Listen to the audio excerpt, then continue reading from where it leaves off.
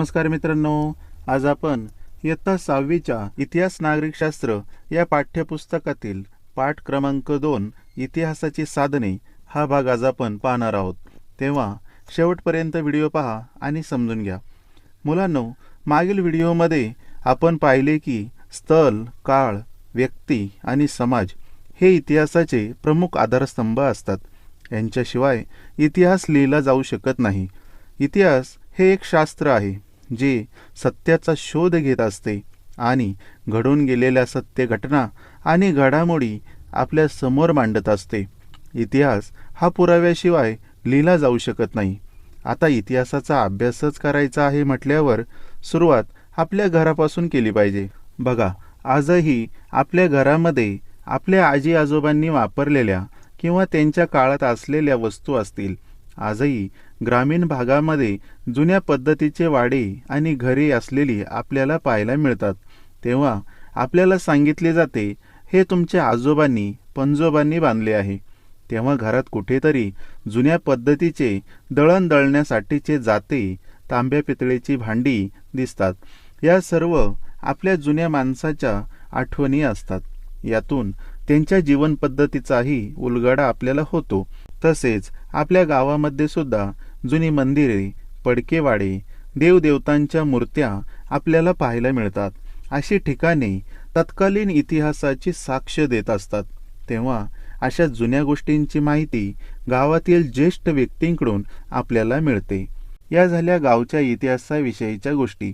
आता आपण मूळ विषयाकडे वळूया। इतिहासाचे लेखन आणि अभ्यास हा भूतकाळासंबंधी माहिती देऊ शकणाऱ्या विविध साधनांवर अवलंबून असतो। भूतकाळाविषयीची माहिती ज्यामधून मिळू शकते अशा साधनांना इतिहासाच्या अभ्यासाची साधने म्हणता येते। भूतकाळाविषयी माहिती देणारी अशी विविध स्वरूपाची साधने असतात। त्यांचे वर्गीकरण वेगवेगळे निकष लावून करण्यात येते।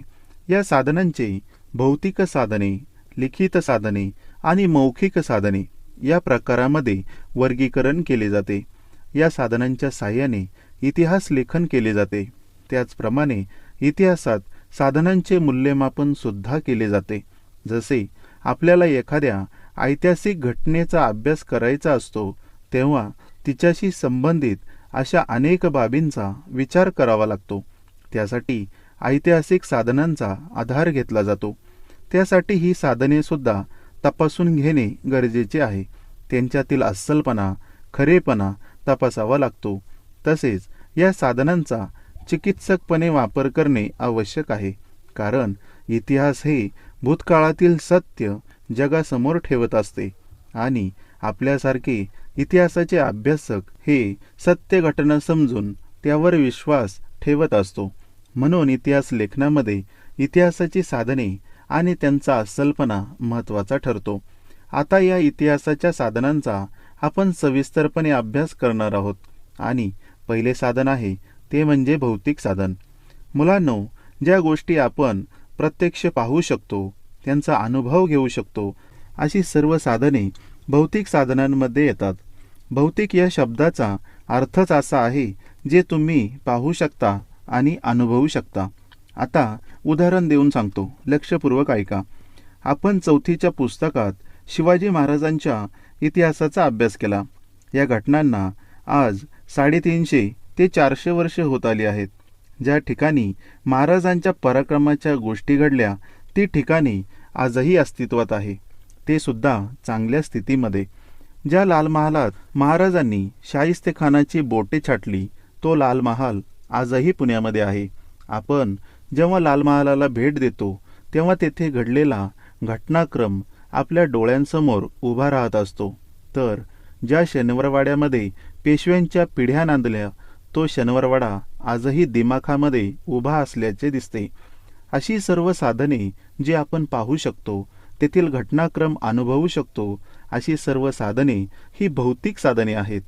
सर्व प्रकारच्या वस्तू आणि वास्तू किंवा त्यांचे अवशेष यांना इतिहासाची भौतिक साधने असे म्हणतात। यामध्ये पुरातन मंदिरे, किल्ले, लेणी, स्तंभ, स्तूप, नाणी, प्राचीन इमारती इत्यादी सर्वांचा भौतिक साधनांमध्ये समावेश होतो। तसेच पूर्वीच्या माणसाने वापरलेल्या अनेक वस्तू आपल्याला महत्त्वाची पुरातन माहिती पुरवू शकतात. उदाहरणार्थ, पुरातन वस्तूंमधील खापराच्या तुकड्यांचे आकार, त्यांचा रंग, नक्षी यावरून ही भांडी कोणत्या काळातील असावी याचा अंदाज बांधता येतो. तसेच दागदागिने आणि इतर वस्तूंवरून मानवी समाजाच्या परस्पर संबंधाची माहिती मिळते. याचबरोबर धान्य, फळांच्या बिया आणि प्राण्यांची हाडे यावरून आहाराची माहिती मिळते. वेगवेगळ्या काळात माणसाने बांधलेल्या घरांचे आणि इमारतींचे अवशेष सापडतात. यातून माणसाची बदलत गेलेल्या जीवनशैलीचे दर्शन घडते. याशिवाय उत्खननामध्ये नाणी आणि मुद्रा सापडतात. या सर्वांच्या सहाय्याने मानवी व्यवहाराची माहिती समजते. तसेच अनेक राजेशाही कालखंडांमध्ये सोने, चांदी, तांबे यासारख्या धातूंची नाणी आजही सापडत आहेत. त्यावरून त्या राजाचा काळ हा किती समृद्ध होता हे समजते. अशा सर्व साधनांचा समावेश भौतिक साधनामध्ये होतो. मुलांनो, तुम्हाला हे माहीत आहे का? धान्याचे कण हे फार काळ टिकत नाही. एकतर त्यांना कीड लागते किंवा त्यांचा भुगा होतो. पण प्राचीन काळी धान्याचे पीठ करण्याआधी ते धान्य भाजले जात होते आणि मग ते भरडले जात होते. धान्य भाजताना काही कण जास्त भाजले गेले किंवा जळाले तर ते टाकून दिले जात होते. पण खरे पाहता असे जळालेले कण वर्षानुवर्षे टिकून राहतात आणि ते उत्खननामध्ये सापडतात. या कणांची प्रयोगशाळेमध्ये तपासणी केली असता ते कण कोणत्या धान्याचे आहे हे आपल्याला समजू शकते. यावरून पूर्वीच्या माणसांना कोणकोणती धान्य माहीत होती, तसेच त्यांच्या आहारामधील घटकांची माहिती आपल्याला समजते. आता आपण इतिहासाच्या लिखित साधनाची माहिती पाहूया. आपण इयत्ता 5वी मध्ये पाहिले की अश्मयुगीन माणूस हा वेगवेगळ्या प्रकारचे आवाज आणि हातवारे करून एकमेकांशी संवाद साधण्याचा प्रयत्न करत असे. त्यानंतर बराच कालखंड गेल्यानंतर मानव हा त्याने जीवनात पाहिलेले अनेक प्रसंग आणि भावना चित्रांच्या सहाय्याने रेखाटण्याचा प्रयत्न करू लागला. विशेष म्हणजे मानवाने काढलेली गुहाचित्रे आजही आपल्याला वेगवेगळ्या ठिकाणी असलेल्या गुहांमध्ये पाहायला मिळतात. या चित्रांमध्ये वेगवेगळे प्राणी, शिकारीचे प्रसंग अशा अनेक गोष्टी मानवाने रेखाटलेल्या आहेत. नागरी संस्कृतीच्या विकासानंतर व्यापार व दळणवळणास सुरुवात झाली. केलेल्या व्यापाराच्या नोंदी ठेवण्यासाठी लिपीची आवश्यकता होती. आपण मागे पाहिले की या नोंदी ठेवण्यासाठी चिन्हे व खुणा यांचा वापर केला गेला. या चिन्हे व खुणा यावर संस्करण होऊन लिपीचा उदय झाला. जगामध्ये वेगवेगळ्या भागामध्ये उदयाला आलेल्या संस्कृतींनी वेगवेगळ्या लिपी विकसित केल्या. जसे इजिप्तमध्ये वेगवेगळी चिन्हे व खुणांचा वापर केलेली चित्रलिपी आपण पाहिली. यातील प्रत्येक चिन्ह व खुणांना एक अर्थ होता. तो जाणून घेण्याचा आजही प्रयत्न केला जात आहे. लिपीचा विकास हा एका दिवसात झाला नाही. त्यासाठी हजारो वर्ष जावी लागली. पिढी दर पिढी यामध्ये बदल होत गेले आणि आज आपण जगामध्ये अनेक भाषा आणि अनेक लेखनशैली विकसित असल्याचे पाहतो आहोत. सुरुवातीच्या काळामध्ये खापरी, कच्च्या विटा, झाडांची साल, भुर्जपत्रे यासारख्या साहित्याचा लिहिण्यासाठी उपयोग केला जाई. अशा प्रकारच्या साहित्यावरील मजकूर एखाद्या अंकुचीदार साधनाने कोरलेला असे. जसजसे अनुभव व ज्ञान वाढत गेले तसतसे विविध पद्धतींनी लेखन करण्यास सुरुवात झाली. नंतरच्या काळामध्ये आपल्या सभोवताली घडलेल्या घटना, दरबारातील कामकाजाचे वृत्तांत इत्यादीची माहिती लिहून ठेवण्याची पद्धत सुरू झाली. अनेक राजांनी आपल्या आज्ञा, निवाडे, दानपत्रे दगडावर किंवा तांब्याच्या पत्र्यावर कोरून ठेवलेली आहेत. कालांतराने वाङ्मयाचे अनेक प्रकार निर्माण झाले. धार्मिक, सामाजिक स्वरूपाचे ग्रंथ, नाटके, काव्ये, प्रवास वर्णने तसेच शास्त्रीय विषयांवरील लेखन झाले. या साहित्य रचनेतून त्या काळाचा इतिहास समजण्यास मदत झाली. अशा सर्व लिखित स्वरूपाच्या साहित्याला इतिहासाची लिखित साधने असे म्हणतात. मंदिराच्या भिंती, लेण्यांच्या भिंती, शिळा, ताम्रपट, भांडी, कच्च्या विटा, ताडपत्रे, भुर्जपत्रे इत्यादीवर कोरलेल्या लेखांचा समावेश लिखित साधनांमध्ये होता. यातील भुर्जपत्र हे भुर्ज नावाच्या झाडाच्या सालीपासून बनवले जाते आणि त्यावर त्या काळी लेखन केले जात असे. असे भुर्जवृक्ष हे काश्मीरमध्ये आढळतात. आपल्या घराच्या आजूबाजूला मंदिरे असतात. त्या मंदिराच्या भिंतीवर काही अक्षरांमध्ये कोरीव काम केलेले असते. अशी ठिकाणे तुम्ही प्रत्यक्ष पाहू शकता. अशी साधने ही लिखित साधने असतात. आता आपण मौखिक साधनांविषयीची माहिती पाहूया. ऐतिहासिक घटनांमधील साक्षीदाराकडून त्याच्या आठवणींवर आधारित माहिती गोळा करणे आणि त्याचे विश्लेषण करणे म्हणजे मौखिक इतिहास. सोप्या शब्दात सांगायचे म्हटले तर एका पिढीला माहीत असलेले ऐतिहासिक घटनांची माहिती पुढच्या पिढीला सांगितली जाते.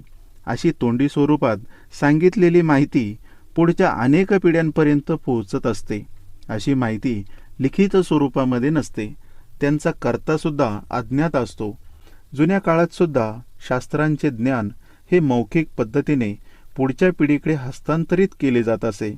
अशा मौखिक परंपरेने जतन झालेल्या साहित्याला मौखिक साधने असे म्हणतात. जसे ओव्या, लोकगीते, लोककला, पोवाडे इत्यादी साधनांचा मौखिक साधनांमध्ये समावेश होतो. तुम्ही शिवजयंतीला पोवाडे ऐकले असतील. त्यात सुद्धा ऐतिहासिक घटनांचे वर्णन आपल्याला ऐकायला मिळते. आपल्या पुस्तकात एका लोकगीताच्या ओळी दिलेल्या आहेत. ते आपण पाहूया. त्यात म्हटले आहे की महानगरी उजनी लई पुण्यवान दानी, महानगरी उजनी लई पुण्यवान दानी, तेथे नांदत होता राजा, सुखी होती प्रजा. तिन्ही लोकी गाजावाजा असा उजनीचा इक्राम राजा, तिन्ही लोकी गाजावाजा असा उजनीचा इक्राम राजा.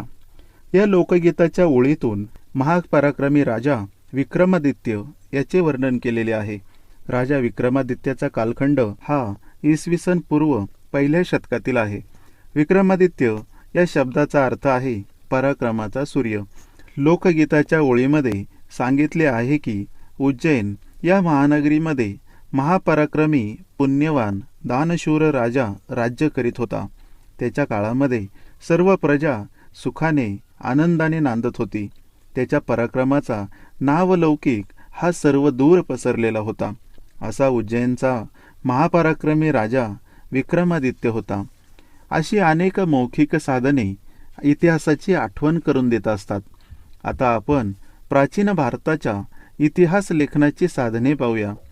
या साधनात भौतिक साधने, लिखित आणि मौखिक साधनांमध्ये कोणकोणत्या गोष्टीचा समावेश होतो ते आपण पाहूया. प्रथमतः भौतिक साधने पाहूया. भौतिक साधनांमध्ये वस्तू आणि वास्तू असे प्रकार पडतात.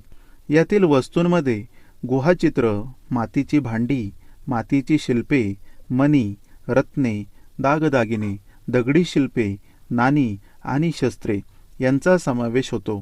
तर वास्तू या गटामध्ये गुहा, घरे, स्तूप, लेणी, मंदिरे, चर्च, मशिदी, स्तंभ यांचा समावेश होतो.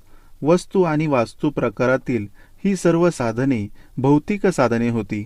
आता लिखित साधनांमध्ये कोणकोणत्या गोष्टींचा समावेश होतो ते पहा.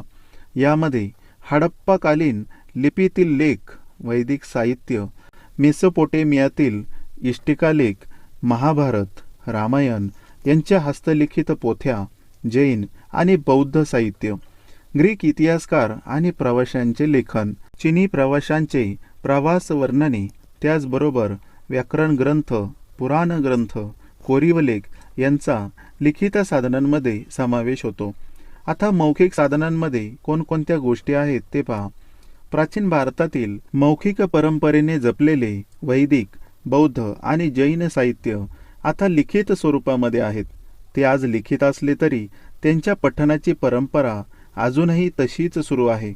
या मौखिक स्वरूपातील साहित्याचा जेव्हा इतिहास लेखनासाठी उपयोग केला जातो तेव्हा त्यांचा समावेश मौखिक साधनांमध्ये केला जातो. आता आपण प्राचीन भारताच्या इतिहासाची साधने पाहूया, ज्यांच्या मदतीने प्राचीन भारताचा इतिहास समजण्यास मदत होते. आता बघा, अश्मयुगीन काळापासून इसवी सनाच्या 8व्या शतकापर्यंतचा काळ हा प्राचीन कालखंड मानला जातो. भारतातील अश्मयुगाविषयीची माहिती पुरातत्वीय उत्खननामधून मिळते. त्या काळात लिपीचा विकास झाला नव्हता, त्यामुळे अशा काळाचे लिखित साहित्य उपलब्ध नसते. उत्खननातील अवशेषांवरून माहिती मिळविण्याचा प्रयत्न केला जातो. आजकाल तर आपल्या कोकण परिसरात सुद्धा गुहाचित्रे आणि दगडी कातळांवर कोरलेली शिल्पे आढळून आलेली आहेत, ज्यात विविध प्राण्यांची चित्रे आणि चिन्हे कोरलेली आहेत. यामुळे आपल्या महाराष्ट्रासारख्या भागात सुद्धा पुराश्मयुगीन मानवाचे अस्तित्व होते, याच्या अनेक पिढ्या महाराष्ट्रात वावरत असाव्यात असे उपलब्ध पुराव्यांवरून समजते आहे. या पुराव्यांमुळे कोकण तसेच महाराष्ट्राचा गूढ इतिहास आज आपल्यासमोर येताना दिसतो आहे. कोकणातील गूढ इतिहासाची लिंक मी डिस्क्रिप्शन बॉक्समध्ये देत आहे. आपला पाठ पूर्ण झाल्यावर नक्की बघा. इसवी पूर्व 1500 पासूनच्या प्राचीन इतिहासाविषयीची माहिती वेद वाङ्मयातून मिळते. सुरुवातीला वेद हे लिखित नव्हते, त्यामुळे ते मुखोद्गत म्हणजे पाठांतर करण्याचे तंत्र प्राचीन भारतीयांनी विकसित केले होते. जसे आपण दररोज पाढे म्हणतो आणि नंतर ते आपोआप तोंडपाठ होऊन जातात, तसेच त्या काळातील लोकांचे वेद हे दररोजच्या पठणाने तोंडपाठ झालेले होते. नंतर लेखनकला अवगत झाल्यावर हे वेद लिहिले गेले. साहित्य हे प्राचीन भारताच्या इतिहासाचे एक महत्त्वाचे साधन आहे. यामध्ये ब्राह्मण ग्रंथ, आरण्यके, उपनिषदे, रामायण, महाभारत ही महाकाव्य, जैन व बौद्ध ग्रंथ, नाटके, काव्ये, शिलालेख, स्तंभालेख, परकीय प्रवाशांची प्रवास वर्णने इत्यादींचा समावेश होतो. त्याचप्रमाणे पुरातत्वीय उत्खननामध्ये सापडलेल्या वस्तू, पुरातन वास्तू, नाणी अशा अनेक भौतिक व लिखित साधनांच्या मदतीने प्राचीन भारताचा इतिहास आपल्याला समजतो. आता आपण इतिहास लेखनाची विविध साधने पाहिली, ज्यांच्या सहाय्याने इतिहासाचे लेखन केले जाते.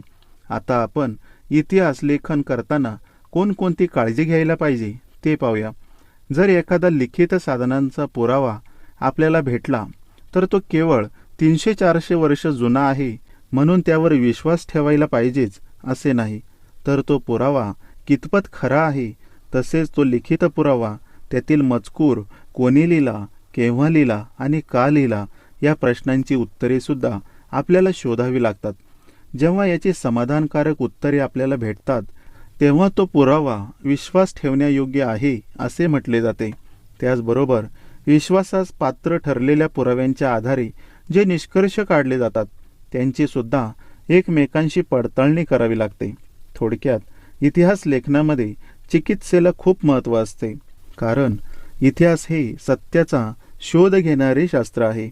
म्हणून इतिहासकार, संशोधक एखाद्या गोष्टीचा सखोल अभ्यास करून प्रसंगी पुरातत्व खात्याच्या मदतीने उत्खनन करून खरा इतिहास आपल्या समोर आणण्याचा प्रयत्न करत असतात.